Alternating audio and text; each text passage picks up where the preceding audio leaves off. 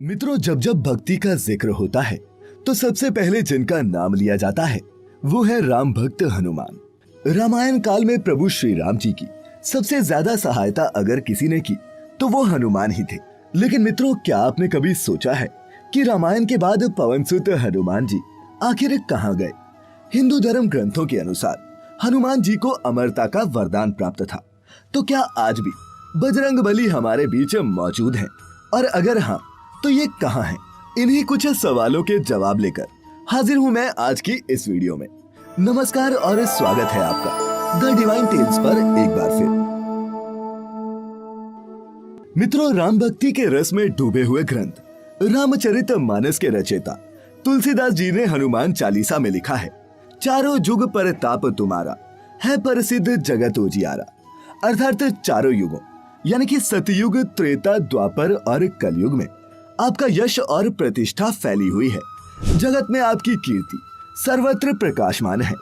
त्रेता युग में प्रभु श्री राम जी ने हनुमान जी की सेवा और भक्ति से प्रसन्न होकर उन्हें यह वरदान दिया था कि जब तक इस धरती में मेरी कथा प्रचलित रहेगी तब तक तुम्हारी कीर्ति भी अमिट रहेगी। और मित्रों, हनुमान जी चार अलग अलग वजहों के कारण सभी देवताओं में श्रेष्ठ हैं। पहला ये कि हनुमान जी बहुत शक्तिशाली हैं।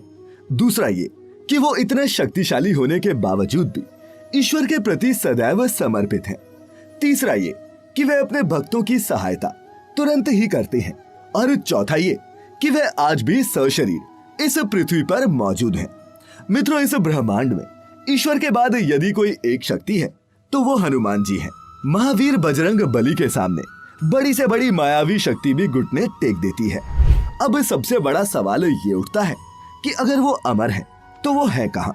मित्रों, उनके जीवित होने के दावे समय समय पर अलग अलग जगहों से सामने आते रहे हैं और इन्हीं दावों के कारण उनके अस्तित्व का होना और भी पुष्ट हो जाता है।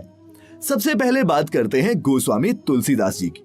वर्तमान में यानी कि कलयुग में अगर मनुष्य पूर्ण श्रद्धा और विश्वास से हनुमान जी की आराधना कर ले तो फिर तुलसीदास जी की भांति उसे भी हनुमान और राम दर्शन होने में देर नहीं लगेगी। इस संदर्भ में एक सुंदर प्रसंग है जहां हनुमान जी स्वयं तुलसीदास जी से कह रहे हैं, चित्रकूट के घाट पे भई संतन के भीर, तुलसीदास चंदन घिसे तिलक देत रघुबीर।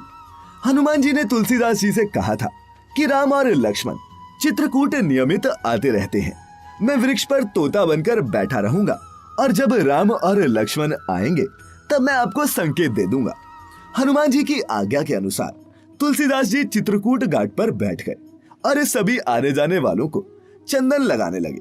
और फिर जब राम और लक्ष्मण वहां आए तो हनुमान जी गाने लगे, चित्रकूट के घाट पे भई संतन के बीर, तुलसीदास चंदन घिसे तिलक देत रघुबीर। हनुमान जी के ये वचन सुनते ही तुलसीदास प्रभु राम और लक्ष्मण को निहारने लगे। इस प्रकार गोस्वामी तुलसीदास जी को भगवान राम के स्वयं दर्शन हुए। वहीं श्रीमद् भागवत गीता के अनुसार हनुमान जी आज भी गंधमादन पर्वत पर निवास करते हैं। ये गंधमादन पर्वत हिमालय के हिमवत पर्वत के निकट है, जिसे यक्षलोक के नाम से भी जाना जाता है। यहाँ एक अद्भुत सरोवर और उसमें खिलने वाले कमल की कथा हमें पुराणों में मिलती है। हनुमान जी इसी सरोवर के पास रहते हैं। प्रतिदिन भगवान राम की पूजा करने के बाद हनुमान जी यहाँ के ब्रह्म कमल तोड़कर उन्हें अर्पित करते हैं। एक अन्य पौराणिक कथा में उल्लेखित है कि जब पांडव अपने अज्ञातवास के समय हिमवत पार करके गंधमादन के पास पहुंचे थे, तब भीम सहस्त्रदल कमल लेने के लिए गंधमादन पर्वत के वन में पहुंचे। तब उन्होंने हनुमान जी को वहां विश्राम करते देखा। भीम ने उन्हें अपनी पूंछ को मार्ग से हटाने के लिए कहा तो हनुमान जी ने कहा कि तुम स्वयं ही हटा लो। लेकिन भीम अपनी पूरी ताकत लगाकर भी उनकी पूंछ हटा नहीं पाया था और वहीं भीम का घमंड भी चूर चूर हो गया था। इसी पर्वत से जुड़ा एक अचंभित करने वाला तथ्य ये भी है कि आप किसी भी वाहन से यहाँ नहीं पहुंच सकते। यही नहीं, चीन की तंत्र कथाओं पर नजर डालें तो उसमें एक खास प्रकार के किरदार का उल्लेख मिलता है जो बिल्कुल हूबहू हनुमान जी के जैसा ही प्रतीत होता है और इसे चीन में मंकी किंग के नाम से जाना जाता है। ये वहाँ का एक महान वानर था जिसके पास असीमित शक्तियां मौजूद थी। इस शक्ति के बूते उसने बचपन से ही बड़े बड़े कारनामे कर दिखाए। और अगर हम इसकी तुलना हनुमान जी से करें तो आपको आश्चर्य होगा जानकर इनकी समानताएं। मंकी किंग अपने आकार को कभी भी छोटा या बड़ा कर सकता था। चीन में पाया जाने वाला मंकी किंग एक ही छलांग में कई किलोमीटर तक की दूरी तय कर लेता था। उसकी रफ्तार का कोई मुकाबला नहीं था।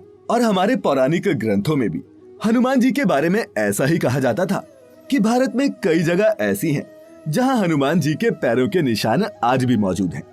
इन दोनों में थोड़ा बहुत अंतर भी दिखता है। जहां मंकी किंग के हथियार के रूप में एक लंबी सी छड़ी बताई गई है, वहीं हनुमान जी को हमेशा हाथ में ये गदा लेकर दर्शाया गया है। क्या सच में हनुमान जी रामायण के बाद चीन चले गए थे, जहां उनकी कहानियां आज भी सुनाई जाती हैं? चीन के प्रसिद्ध इतिहासकार जी सॉलिन को पूर्ण विश्वास है कि मंकी किंग और कोई नहीं बल्कि हिंदू धर्म के हनुमान जी ही थे, जिन्होंने चीन में समय बिताया और उनका इतिहास समय के अनुसार चीन में गुजरा। समय के साथ इतिहास के कई पन्नों को भुला दिया गया और जो बचा वो आज भी सबके सामने साक्ष्य के रूप में मौजूद है।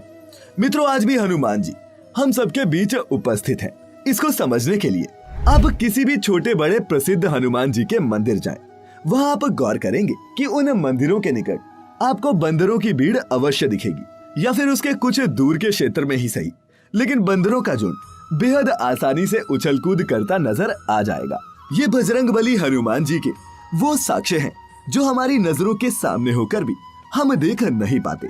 उम्मीद करते हैं आपको आज की हमारी ये वीडियो पसंद आई होगी। अगर अच्छी लगी हो तो इसे लाइक करने के साथ साथ अपने मित्रों और रिश्तेदारों के साथ शेयर अवश्य करें। साथ ही ऐसी ही और भी आध्यात्मिक और धार्मिक वीडियोस देखते रहने के लिए सब्सक्राइब करें the divine tales YouTube channel, और फेसबुक पर देखने वाले सभी व्यूअर्स लाइक करें हमारा फेसबुक का नया page the divine tales Hindi. फिलहाल आज के लिए बस इतना ही। अब इजाजत दें। आपका बहुत बहुत शुक्रिया।